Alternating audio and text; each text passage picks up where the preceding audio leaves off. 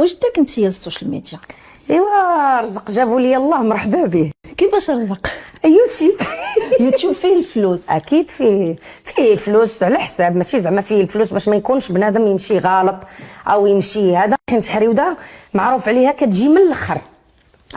يوتيوب انت وزهرك على حساب ليفي. العير كتشدي الملايين هابطين، شويه هابطين راكي كتجيك شويه. وحريوده كتشدي الملايين، وهذاك الشيء اللي قسم الله كبيده ديالي راني تنشدو. 35 مليون مثلا. 35 هذيك فريخه الشتا اللي قالت لكم 35 ما لقات حتى علاش تركب، جايه غافلتي طاكسي وتتقول لك 35 مليون.